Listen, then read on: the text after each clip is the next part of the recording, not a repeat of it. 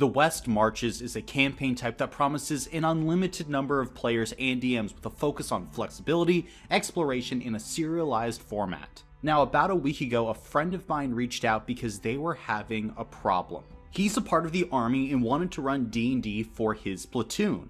The problem was, there were too many players wanting to play, and he was worried about having to turn his fellow soldiers away or run for groups beyond what he could handle. I suggested running a West Marches campaign, which prompted the question, what is that? So this video is dedicated to the Black Knights of the 832nd Battalion. Hopefully this allows you to run a campaign where your entire platoon can play together. I should also note that this is how I run my West Marches style campaigns, and the advice is tailored for my friends over with the Black Knights. I'm not going to run my campaigns exactly like Ben Robbins ran his West Marches style campaigns, nor am I going to run the same style of campaign for every group. There are going to be variations, and that's okay. This is my variation on a West Marches style campaign. If you think it sounds shit, fair enough. But seriously, we're a minute into this video and we don't even know what a West Marches campaign is. Well, the West Marches was named after a campaign run by the legendary game master Ben Robbins. If you've ever played games like Microscope or Kingdom, Ben Robbins made those fantastic games. The legendary campaign that Ben ran was a sandbox campaign without a map available to the players. Instead, the players would set out from a home base at the start of every mission and slowly chart their way through the wilderness on each adventure. At the end of the session, the players would return to home base away from the wilderness after completing a quest. And that's the general style of campaign. Start in the home base, venture out into the wilderness on a quest, complete the quest, return to home base, rinse and repeat. It is also important to note that there was no set meeting time for this campaign. The players would schedule sessions with the DM and take different groups on adventures. This way, the West Marches campaign could have any amount of players since all of them were scheduling different quests. So if your sergeant randomly calls a player up for fire guard duty, you don't need to cancel.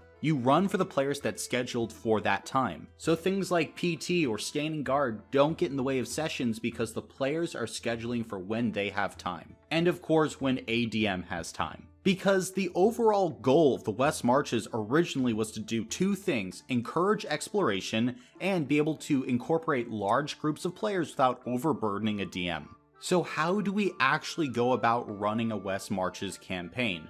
Well, we'll get to that after thanking the patrons of this channel. Thank you to Niles, Frederick, Rabbit333, Donovan, and Mogi for supporting the channel. Your support helps me to keep the lights on around here and gives me opportunities to make this channel even better. Also note, if you want DM coaching, you can go ahead and join our Dungeon Master tier over on the Patreon. For $35, you can get access to one-on-one coaching on your home games. I always get questions on if I can help someone personally with their game, and yes, I can, but spots are limited, so hop over to the Patreon if you want to get some one-on-one coaching. Back to the video though. For me, the West Marches is built on three pillars: flexibility, exploration, and a serialized format. Let's break those three things down. Flexibility is the name of the game when it comes to the West Marches. We find its flexibility in the variable start time in the campaign, but it also goes further than that. It's about having a variable number of players and dungeon masters. Yes, the West Marches can have multiple dungeon masters, and we'll talk about that more later on in this video. But since so much of the back end of this campaign is player driven, a West Marches campaign usually tends to morph into the specific aspects of your campaign that your players love the most. It naturally adapts to what's working for your players and leaves behind things and ideas that aren't working. We can also talk about the exploration pillar. In a traditional West Marches campaign, the players do not have a map. In fact, they kind of make it on their own. They are going out into uncharted wilderness or a war-torn landscape and figuring out what is out there. Part of the draw of a West Marches campaign is not knowing what is over that mountain. You don't find this kind of exploratory experience in most D&D campaigns, which really makes the West Marches style of campaign feel unique and refreshing.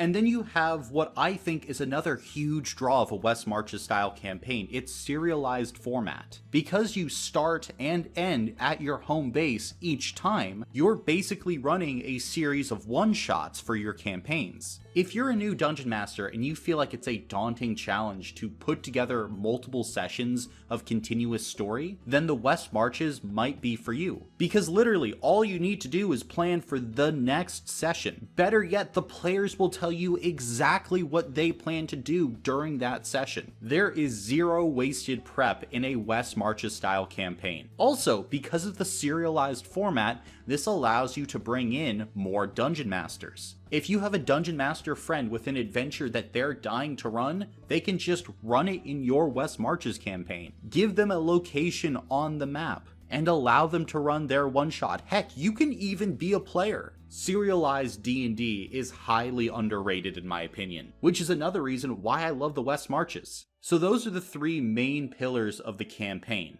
But my friends over with the Black Knights might be wondering, alright, but how do we actually set up the campaign? What are the basic things we need to do to get this party going? Well, the first thing that you need is a central conceit. Why are your players exploring this map and doing these quests? For Ben Robbins in the original West Marches campaign, the central conceit was literally just exploration. The players were sent by the king to explore a certain part of the world. They were gathering treasure and forging their own way through the wilderness. But in other West March style campaigns, I had very different conceits. In one campaign, the players were basically a part of the shadow government. They set out from their home base to partake in quests where they essentially ran the world from the shadows and kept monstrous threats in line. Another upcoming West Marches style campaign I'm running has the players attempting to clear out undead from a specific nation. Whether the conceit be large or small, it doesn't really matter. You just need a reason for why the players are in this location. The second thing you need is a basic map. A West Marches campaign is built around the map.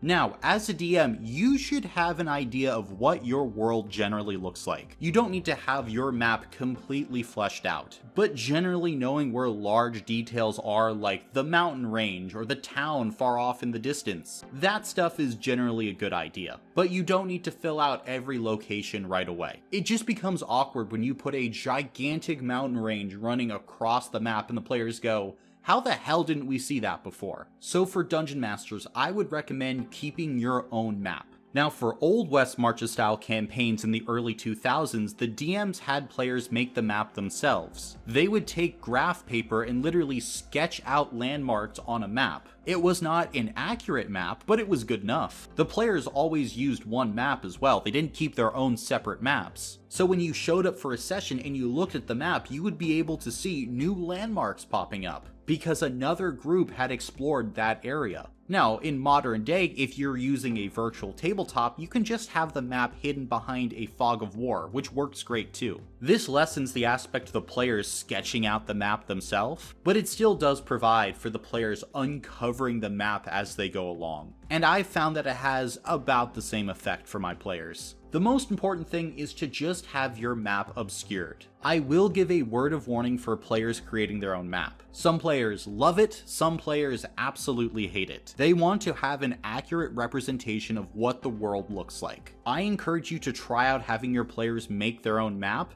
and you can always just give them accurate portions as you go, no harm, no foul. But don't feel like you're pigeonholed in to having your players create their own map for the entirety of a West Marches campaign if it's not working for them. You can very easily switch to an obscured map on a VTT or a very basic point map mid-campaign. Also, and I cannot stress this enough, if you have your players make their own map, do not let them hoard their very own map. A West Marches campaign can get very competitive between different groups of players, which kinda sucks. This competitive nature can lead to different groups hoarding information from each other. Do not let this happen. This can lead to a West Marches campaign becoming incredibly toxic, especially towards new players. The one time I've seen a West Marches campaign fall apart was because the campaign environment was just so toxic that everyone except a few core players left. So keep that in mind and don't allow the hoarding of information. But do make sure you figure out what you're going to try and do with the map situation and have a basic map created on the back end. Number 3, you're gonna need a home base. Having a home base is very important in a West Marches campaign. Again, this is where you start and end all your quests. So ideally the home base should be a very lively place. This is a spot full of merchants and friendly NPCs and quests. But this is extremely important. The home base should be a safe place. No missions or adventures can happen in this place. And there is a very simple reason why you need to institute this rule. Your players will never leave the home base if adventure can be found inside. Players are lazy creatures, and if they can progress inside their home base, then they will. They will do literally everything in the home base until everything there is exhausted. And only then will they venture out into the wilderness and actually begin doing quests. So put a lot of time and attention into your home base, but don't put any quests inside of that home base. I will also say though that your home base does not need to be stationary. Your home base is just a place for your party to return to at the end of missions. Perhaps your home base is a Spelljammer-like ship, and your players return to that after a mission has ended. Maybe it's your adventuring caravan which is constantly moving on from town to town. Perhaps it's not one home base but a home base network. Your players are rediscovering different teleportation gates around the map and founding new settlements. Therefore, they can start their missions from these different settlements, at least if the settlement is cleared of monsters and other threats. What I'm trying to get across though is to be creative with your home base. It is as important for a successful West Marches campaign as the actual map. Your home base is where the players can level up items, talk to NPCs they saved in the wilderness, and just RP with each other. However, always remember, adventure lies outside the home base. Quests and danger inside the home base, especially at the beginning of your West Marches campaign, is a death knell for exploration. Now there is one final fourth thing that you need to start a West Marches campaign, and that is to create a forum for your players. This forum allows you to communicate with your players en masse and for the players to communicate amongst each other. Ben Robbins in the early 2000s used an email list. Nowadays though, since we are modern D&D players, you can have something like a group chat or a Discord channel. I usually prefer the Discord channel route. This allows you to have a place where you can share information and for players to contact each other so that they can go on different quests and adventures. Because some of the most fun I've had DMing for different West March style campaigns is watching players share information on different quests they went on in the forum. Information one party got on their expedition might help tremendously another party. Also, let's all be 100 with each other.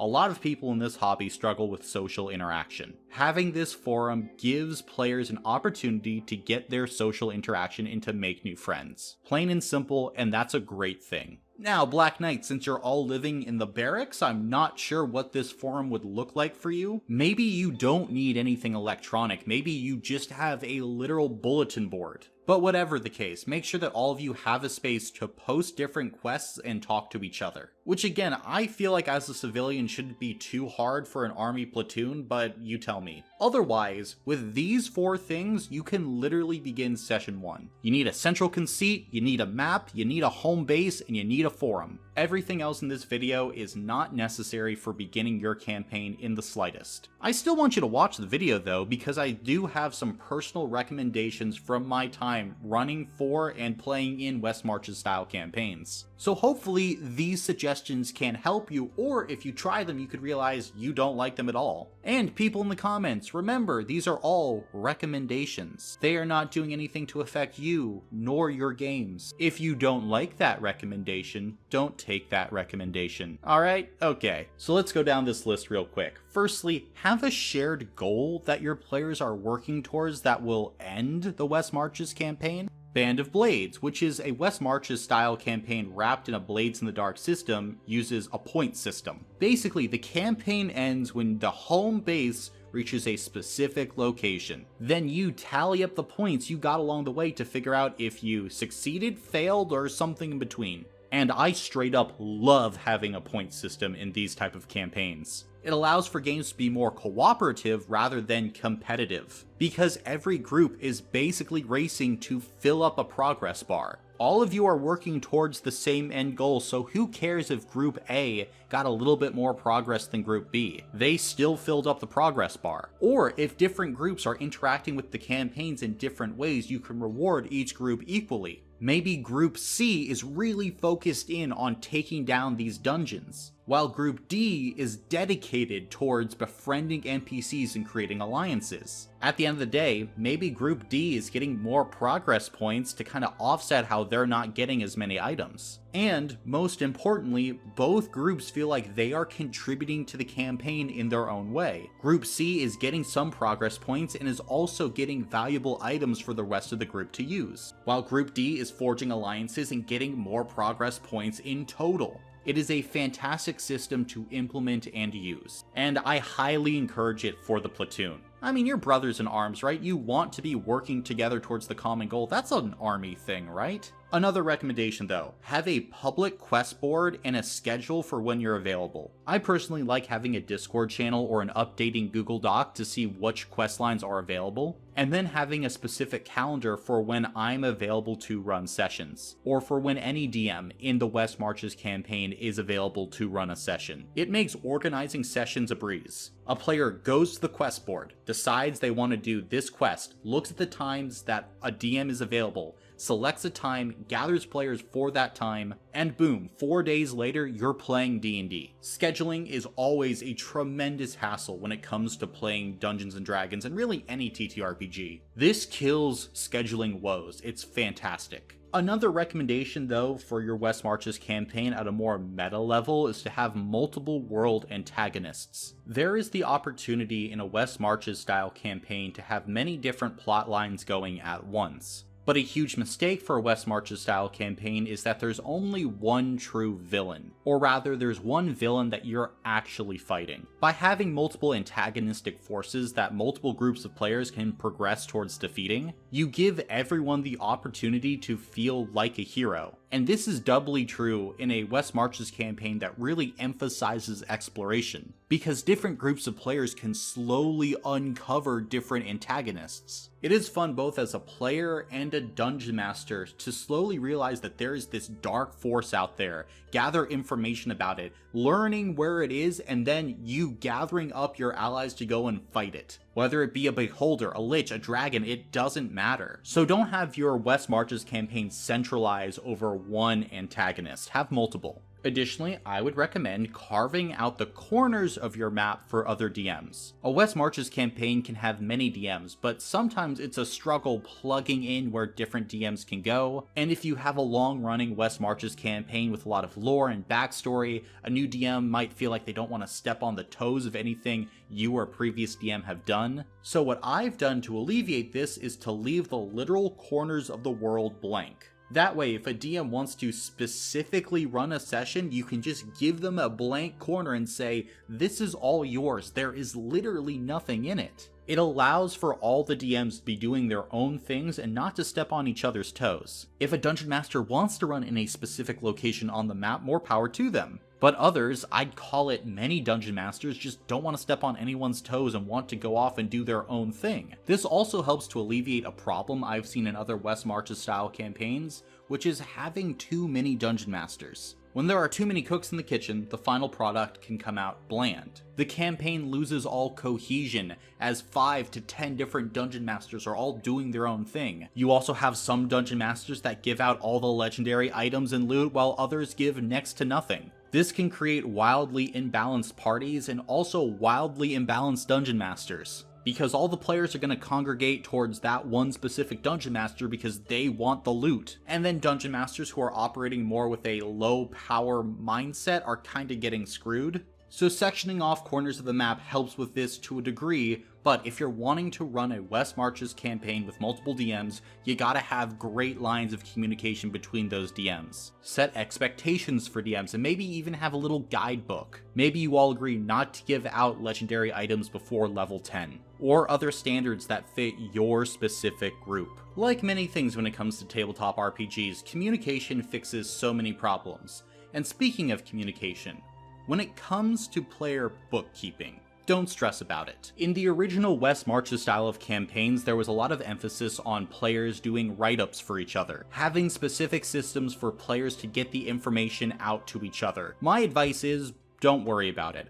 I think just letting players tell each other what they did on their quests naturally works great. And honestly, for me, all I've ever really needed to jot down is what happened at the end of a session for my notes, mark off the quest, and that's it. When playing an actual West Marches campaign, there is far less bookkeeping than the internet would have you believe. Quite frankly, for most campaigns, you do not need it. I simply encourage players to talk on the forums, and that is usually enough. Maybe for big events, I have them type up a quick paragraph summary in the group chat, but not much beyond that. Again, if you have multiple DMs, you might need a little bit more communication between all of you, but usually it's enough to say, hey, the party completed this quest, this is what happened, these are the items I gave them. So if you are concerned about bookkeeping, don't be. It has never been a problem for me in my West Marches campaigns. I will say that a bigger problem with some West Marches style campaigns is the number of players going on each quest. Consider setting a hard limit on the number of players that can go on each quest. Part of a West Marches style of campaign is not running for huge parties all the time. Being able to have, at least for me, more intimate sessions while still having a large group of players is part of the appeal of a West Marches style campaign. So if you're constantly running for 7, 8, 9, 10 players, I don't know why you're running a West Marches campaign and not just running a dedicated campaign in and of itself. So consider setting that expectation out during session 0 or whenever you onboard other players. I would also recommend during a West Marches style campaign that you become a passive dungeon master and let the players come to you. Watch what they get up to, watch what trouble they get into, watch what intrigues them. Allow for people to play on their own schedules and have some players take the reins of storytelling in the campaign. By needing to pick which quests they go on, the players will feel like they have more agency in the campaign. They feel more empowered to make these decisions and to progress the story on their own. If you run more linear or guided campaigns, this might feel a little bit alien to you and your players at first. Don't panic, let them get the hang of it. I'd also put the recommendation out there that you have a dedicated session.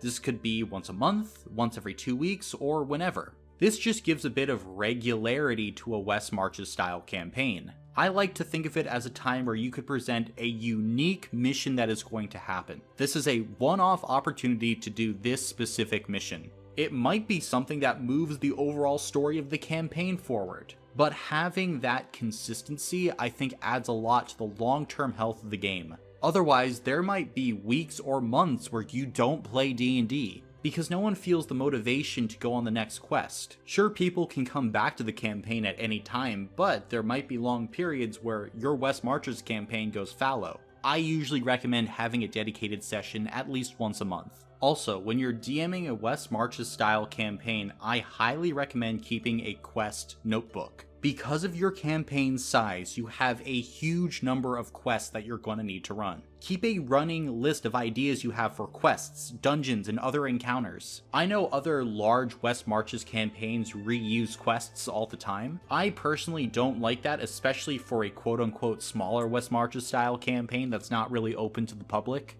And if you're struggling to figure out what quests you can throw into a West Marches style campaign, literally just rip off quests and adventures from pre-written D&D books. At the beginning of Icewind Dale, spoiler alert kind of for that book, there are 10 different small side missions you can go on. You can easily rip all 10 of those small side missions from that book and throw them into your West Marches campaign. The Death House from Curse of Strahd, you can throw that into any West Marches campaign that's ever existed. Seriously, part of the fun of any West Marches campaign is you can rip your favorite quests and adventures from pre-written books and just slap them into a campaign. All those homebrew or third-party quests and adventures that you've never had time to run, well, now you have a campaign where you could run all of them. It's great, seriously, you should never have any trouble coming up with quests for a West Marches style campaign. I will though give another recommendation though for the placement of quests. Because when you're planning your world, make the most dangerous places on the map with the highest level encounters the furthest away. This will make your West Marches campaign feel more natural. The farther the players go from their home base, the more dangerous things get. The corners of the map, if you have multiple DMs, might be varying levels of power, but the edges of the map are the most lethal. This can even be meta knowledge that you give to your players. If you're a party rocking with 3rd level characters, you should probably stay within about 10 miles of the town. If you're a party of 10th level characters,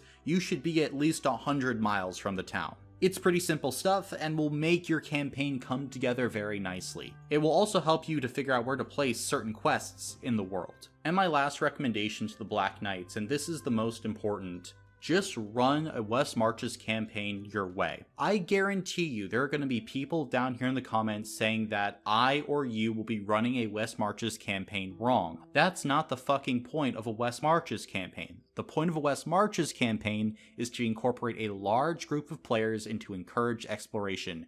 If you're doing that, I think you're running your own variation of a West Marches campaign. Have fun with you and your players. If you go outside the quote-unquote standard style of the West Marches for the sake of your own fun, go for it. Again, you're running your own variation. Disregard any of this advice if you think it makes for a better campaign for all of you. Straight up, full stop, that's it. I'd bet my life that Ben Robbins would not want anyone to gatekeep this campaign type. This guy made Microscope. I think he wants you to play the game how you want to play it. So I encourage you all to go out and innovate and march into the wilderness in your own West Marches campaign. I mean, you're in the army. You like marching, right? That's an army thing.